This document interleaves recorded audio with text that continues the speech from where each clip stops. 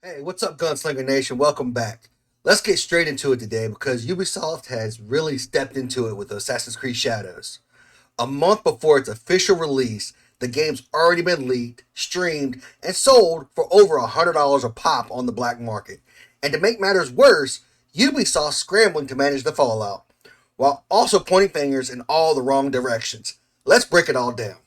So, Assassin's Creed Shadows was originally set for November 2024, right? Well, then they pushed it to February of 2025, and now it's sitting at March 20th. But here's the kicker: before the game even hits shelves, we're seeing leaks left and right. Copies of the game are out in the wild, and guess what?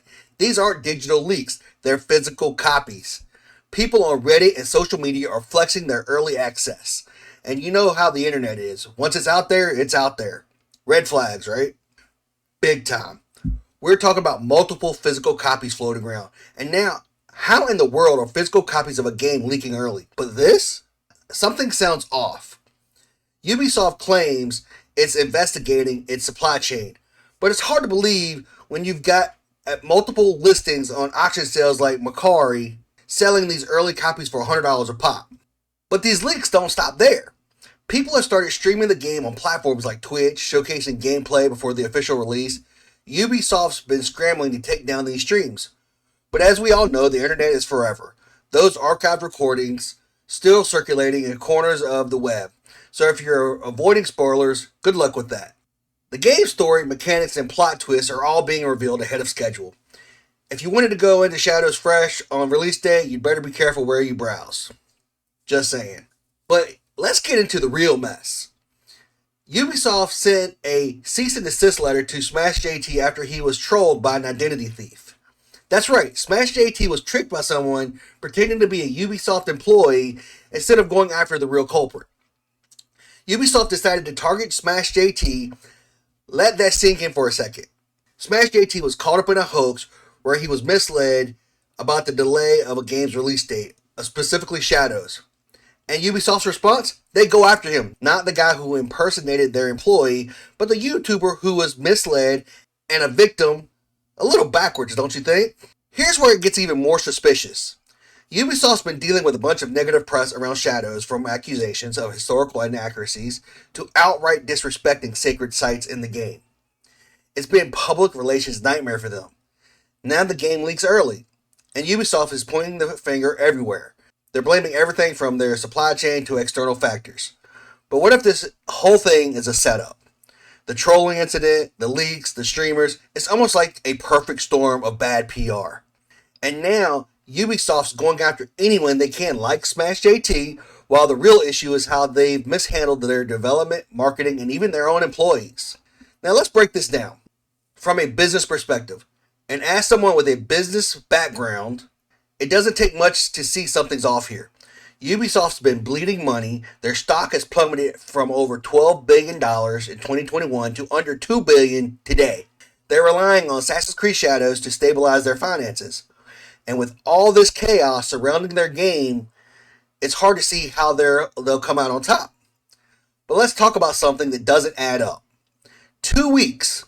That's right, 2 weeks before the game leaks, Smash JT, one of the most prominent YouTubers covering gaming news, gets trolled by someone pretending to be a Ubisoft employee. Now, this isn't just a small troll. We're talking about identity theft. Someone impersonates an actual employee of Ubisoft, gives Smash JT false information about the game's release date, and gets him to spread that information to his audience. That's identity theft. The crime is real. And Ubisoft employee had their personal information stolen, and their reputation and credibility were dragged into this mess. But instead of taking a serious look into this identity theft and going after the real culprit, Ubisoft goes after Smash JT. Now, talk about timing. This all happens just 2 weeks before the game leaks. Ubisoft is already in financial freefall, and Assassin's Creed Shadows was supposed to be their big savior, the title that was going to help right the ship. But instead, it gets hit with massive PR nightmare. Smash JT gets duped, spreads the false info, unwittingly I might add, and Ubisoft comes out swinging with a cease and desist. They're more concerned about silencing someone who was misled than they are about solving the actual crime of identity theft. Something feels seriously off about their priorities here. And then what happens? Assassin's Creed Shadows leaks early. We're talking about physical copies of the game making their way into the hands of the public a full month before the official release date. While Ubisoft's scrambling to manage this disaster, we also have to look at the connection between the trolling incident and the leak. What's the probability that these events are all happening so conveniently close together to one another?